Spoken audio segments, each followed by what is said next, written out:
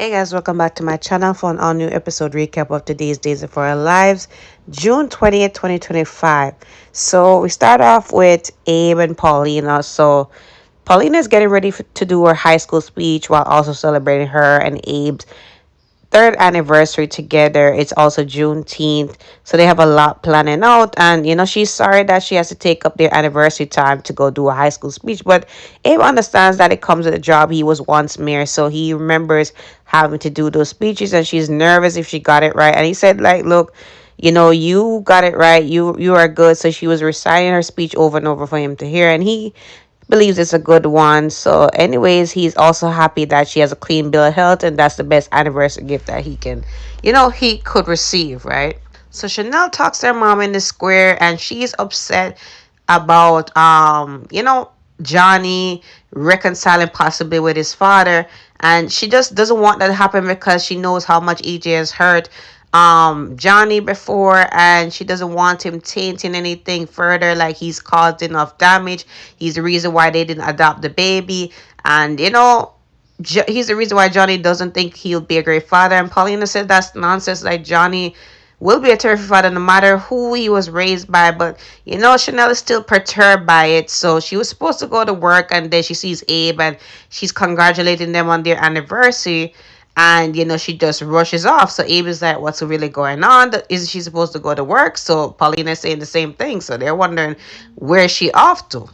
So, as expected, she goes over unannounced to EJ's place, and EJ was on the phone with Rita saying that, he wants to ensure that Rachel Blake stays in Armand and she doesn't come there. So Chanel walks in and he's like, I hope you didn't hear anything I said on the phone. So she said, I didn't hear, but I know you were scheming. Not that I really care, but what I do care is about Johnny, and I heard that you guys are possibly reconciling.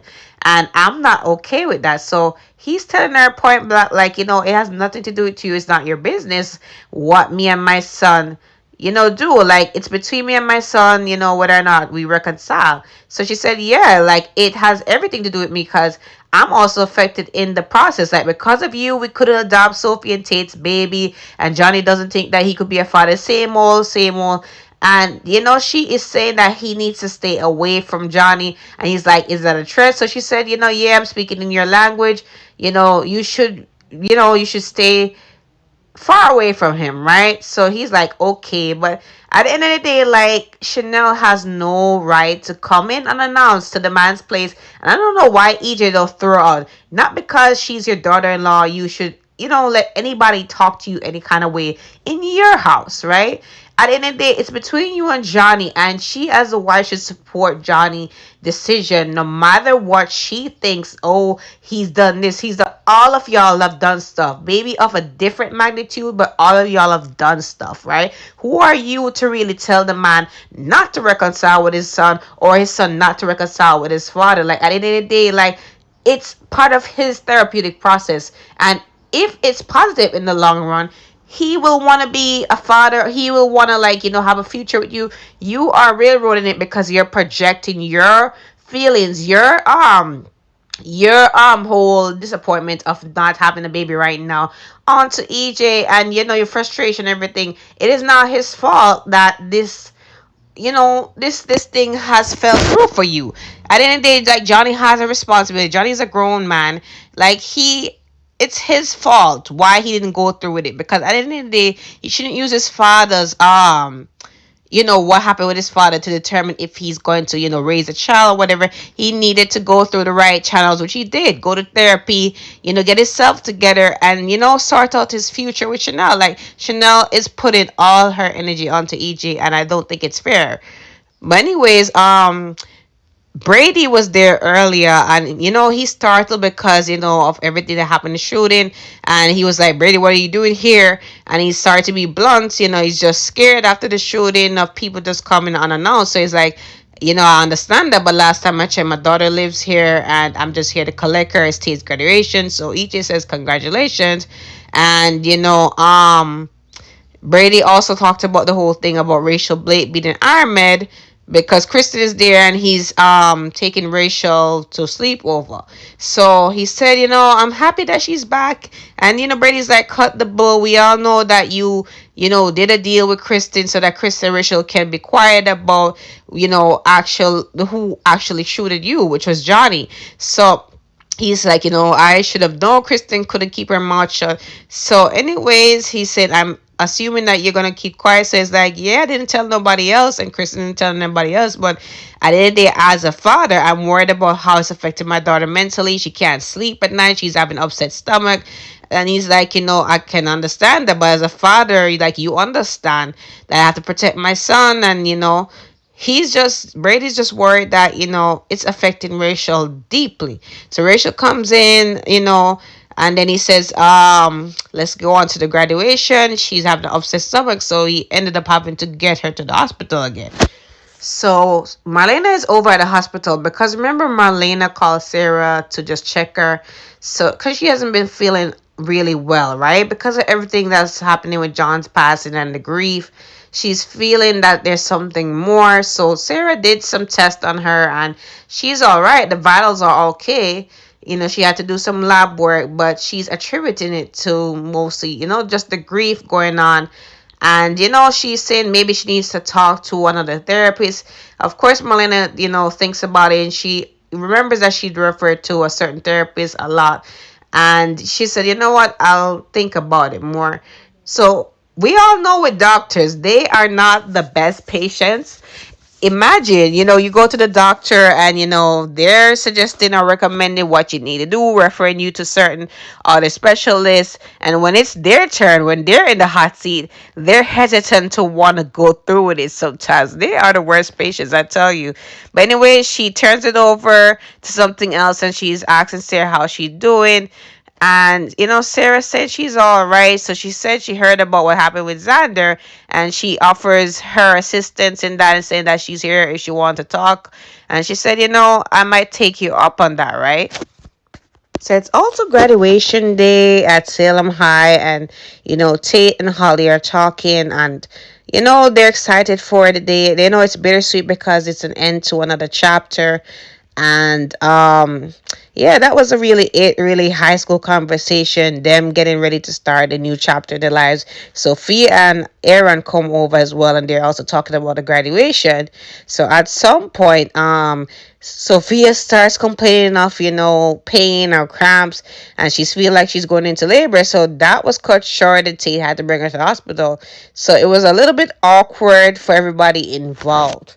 So Brady brings Rachel to the hospital, and Marlena is there.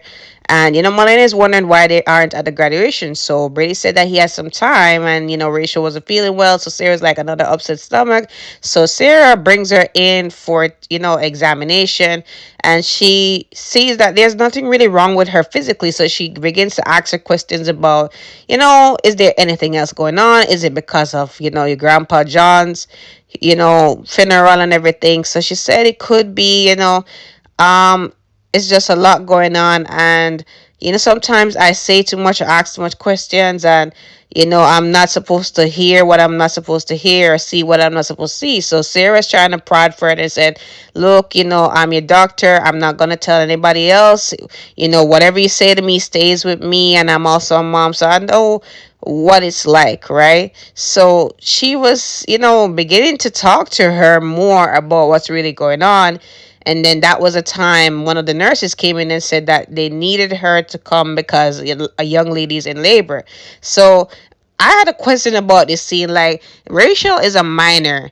Isn't it unethical or illegal for a doctor to examine a minor without a parent or guardian's consent? Like, isn't Brady supposed to be in the room while she's being examined? I don't understand. But anyway, she brings Rachel back out, and Marlena and Rachel at some point go home for a sleepover, because Sarah suggested that maybe she needs some time away. It's really not physical but mental, and she is suggesting to Brady that she needs to see the therapist, continue on that because it's a lot affecting her mentally more than physically. So Sophia is in the hospital room, and she's panicking, she's worried, and Sarah is saying that she needs to relax, but it's easier said than done. And she's saying that the baby messed up her whole chances of high school graduation, her future plans, and the adopted parents are not lined up. So she's just worried that she's gonna be stuck with the baby and whining as usual. So she didn't want her mom or Tate in here, as Sarah suggested, because she doesn't want them just causing stress, or Tate's getting attached to the baby if she delivers the baby. She doesn't think he would want to give him or her up, and she keep referring to the baby as it.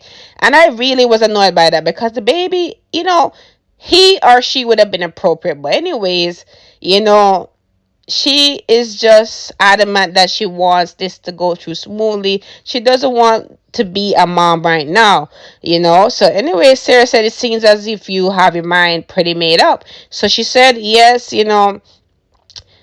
I just really want to move on with my life. And anyways, they're outside wondering what's going on. Tate is out of his mind, like wondering, what's taking so long. And Brady said these things take time. So Mrs. Choi is saying that we just have to wait and pray, because Tate's like, why did she want none of us in the room? And her mom was saying the same thing. All we have to do is just wait and pray. So they come out. Sarah and Sophia come out, and she said that it was just Braxton Hicks. The baby's not there. So Sophia said, now we can focus on getting the right adoptive parents in time, right?